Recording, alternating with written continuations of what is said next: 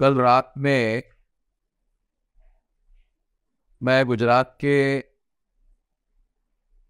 ऊना में कार्यक्रम में था और 10 बजे तक मेरा कार्यक्रम चला।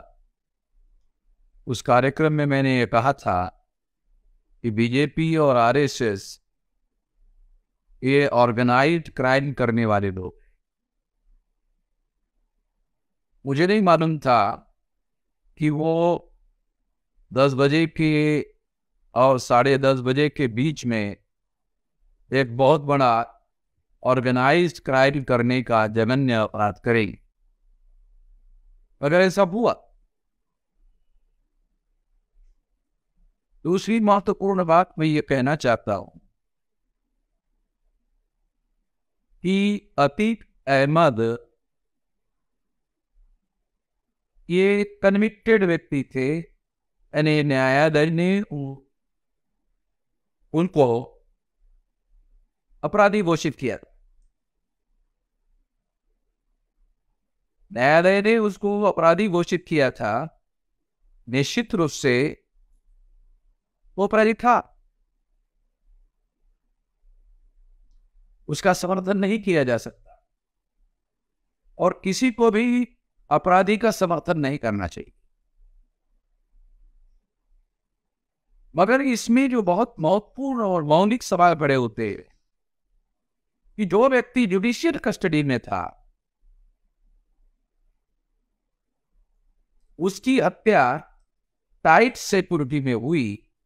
इसका अर्थ यह है कि टाइट सिक्योरिटी में यह हत्या करवाई गई।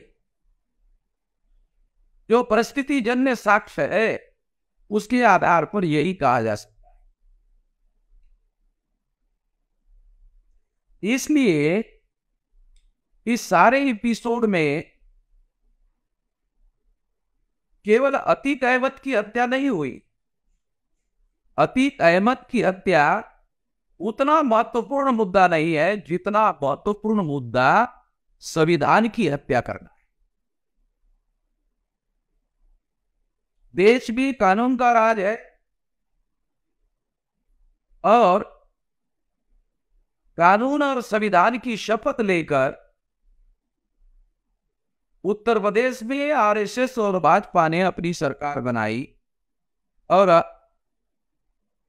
आदित्यनाथ योगी को मुख्यमंत्री बनाए। ये सरकार बनाई या आदित्यनाथ मुख्यमंत्री बने? क्या आदित्यनाथ ने उस संविधान की शपथ का उल्लंघन नहीं किया? निश्चित रूप से उसने उल्लंघन किया। आदित्यनाथ ने उल्लंघन किया। मैं ऐसा मानता हूं कि प्रत्येक व्यक्ति को जिस पर आरोप है उसे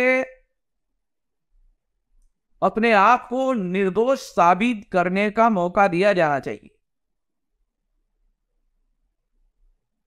और ये निर्दोष साबित करने का जो मौका है ये कानून और संविधान के दायरे में प्रत्येक नागरिक को उपलब्ध है। ये अधिकार और ये अधिकार जो उपलब्ध है ये कानून और संविधान के दायरे में शासन चलता रहेगा, वो ही उपलब्ध होगा।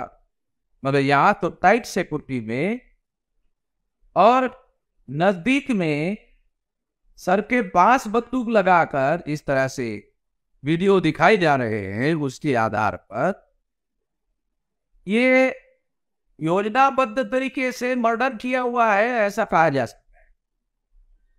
ये संविधान का उल्लंघन है। दूसरा, ये ऑर्गेनाइज क्राइम है।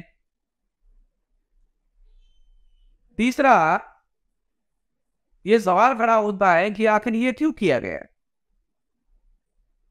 तो मेरा ऐसा मानना है कि 2024 में लोकसभा का चुनाव है और आरएसएस और भाजपा को ऐसा नहीं लगता कि वो तीसरे टर्म के लिए चुनाव जीतने वाले। इस अनिश्चितता की वजह से उन्होंने इस घटना को अंजाम दिया। और जिस तरीके से अंजाम दिया और जिस तरह से सारे देश के चैनल वाले उस लाइव टेलीकास्ट दिखा रहे हैं, सारे देश के लोग उसको देख रहे हैं, रिपीटेडली सारे देश भर में देख रहे हैं।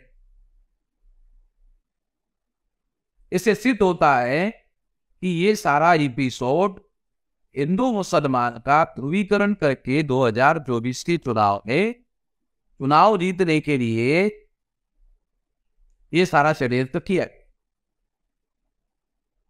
इसके पीछे और एक बड़ा षड्यंत्र ये है,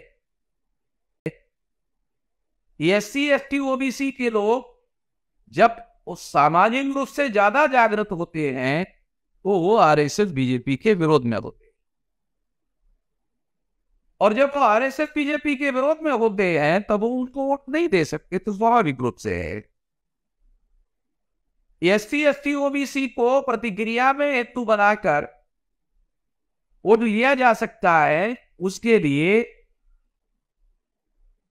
मुस्लिम के विरोध में कोई बड़ी प्रतिक्रिया निर्माण करना जरूरी होता है। अतीक अहमद की हत्या बड़ी प्रतिक्रिया मुस्लिम विरोध में निर्माण करने के लिए ये की गई हत्या है, और हिंदू मुसलमान के थ्योरी पर अरे सर बीजेपी के लोग काम कर रहे हैं, कोई दूसरे लोग तो काम करते हुए दिखाई नहीं दे रहे। जब दूसरे लोग काम करते दिखाई नहीं दे रहे तो इसका मतलब ये है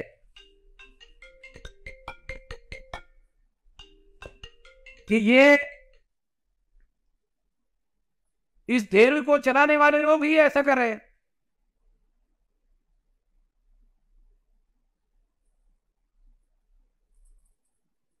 दो 2024 के चुनाव में इसका फायदा और इसे बीजेपी को होगा।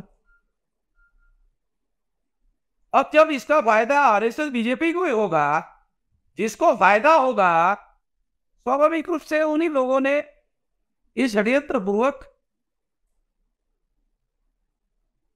ये काम किया है। ऐसा सरकमस्टेंशियल एविडेंस के आधार पर कहा जा सकता है। अगर जांच होती है तो जांच में ये पता भी चल जाएगा, इस षड्यंत्र का भी पता चलेगा। मगर उत्तर प्रदेश की सरकार या भाजपा की ही सरकार जांच करेगी, ये तो जांच होगा नहीं।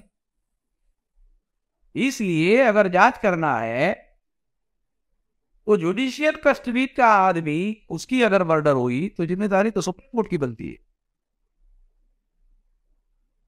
इसलिए सुप्रीम कोर्ट को अपने निगरानी, नियंत्रण और निर्देशन पे इसकी जांच करनी चाहिए, तभी इसकी जांच हो सकती है। और ये जांच जो है कम से कम समय में होनी चाहिए, और कम से कम समय में ये काम किया जाना चाहिए। और एक महत्वपूर्ण बात है, इस घटना का नेशनल इंटरनेशनल परिणाम होना अवश्य है, अवश्यंभावी है।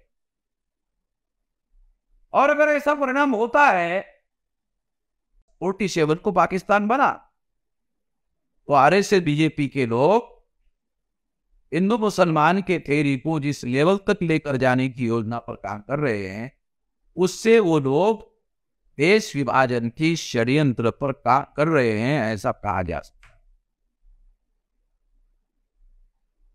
ये संविधान विरोधी काम है, ये देश विरोधी काम है, ये देश तोड़ने का भी षड्यंत्र है। इसको हर हालत में रोका जाना चाहिए, हर परिस्थिति में रोका जाना चाहिए।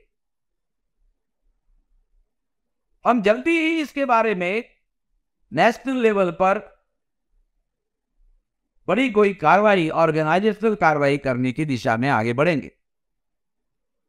क्योंकि आगे ऑर्गेनाइज कार्रवाई हम क्यों करेंगे? क्योंकि इसके पीछे SC ST OBC को हिंदू बनाकर 2024 में वोट लेने की साजिश का हिस्सा है। इसलिए ये घटना मुस्लिम विरोधी नहीं है, ये घटना SC ST OBC के विरोध में है। तो SC ST OBC के लोगों को सारे देश भर में इसके लिए संगठित होकर इसकी प्रतिक्रिया देना बहुत ज्यादा जरूरी होगा, नहीं तो उनके वोट का अधिकार जीरो हो जाएगा। वोट के अधिकार पर जो संवैधानिक अधिकार मिले हुए हैं वो अधिकार भी जो करने का और इससे बीजेपी का षड्यंत्र है, इससे सभी लोगों को सावधान रहना जरूरी है। ये मेरी पहली प्रतिक्रिया है। इस पर हम लोग ऑर्गेनाइज आंदोलन करने की दिशा में जल्दी ही मैं घोषणा करूंगा। मैं इस मौके पर इतना ही कहना चाहता हूं। धन्यवाद। यूपी आज तक की खबर के अनुसार जो शूटर है जिन्होंने अतीक अहमद को गोली से मार डाला, वो तीनों लोग पुलिस के वैन में बैठकर आए थे, ऐसा यूपी आज तक चैनल के द्वारा बताया गया। और अगर ये सच है तो ये अपने आप प्रूव हो जाता है कि ये एक प्रायोजित मर्डर है सरकार के। ये बात सीधी सीधी लग रही। दूसरी बात, मीडिया वाले ये कह रहे हैं कि वो लोग मीडिया कर्मी बनकर आए थे। पुलिस वाले भी यही बता रहे हैं, मीडिया कर्मी बनकर आए थे। तो क्या ये माना जाए कि जो हत्यारे हैं उनको पुलिस की गाड़ी में लाया गया, उस पर पर्दा डालने के लिए ये कहानी बनाई गई कि वो मीडिया कर्मी थे, और मीडिया कर्मी होने की वजह से उनको पुलिस की गाड़ी में लाया गया? यानी पुलिस के गाड़ी में लाया गया तो सरकार पर डायरेक्ट आरोप आता है। इस आरोप से बचने के लिए क्या ये मीडिया कर्मी होने की कहानी बनाई गई है? ऐसा लगता है कि ये कहानी बनाई गई है, मगर ये योजनाबद्ध तरीके से किया हुआ मर्डर है, ऐसा लगता है। और इसके पीछे नियरेस्ट विधानसभा का चुनाव कर्नाटक में हो रहा है, तो हो सकता है ये कर्नाटक चुनाव में प्रायोगिक तौर पर इस्तेमाल करने की रणनीति का हिस्सा हो, ताकि राष्ट्रीय चुनाव 2024 के लिए प्रायोगिक तौर पर उसका इस्तेमाल किया जा सके और हिंदू मुसलमान का ध्रुवीकरण करने के लिए ये एक्सट्रीम कार्रवाई की गई हो, ऐसा दिखाई दे रहा है। धन्यवाद।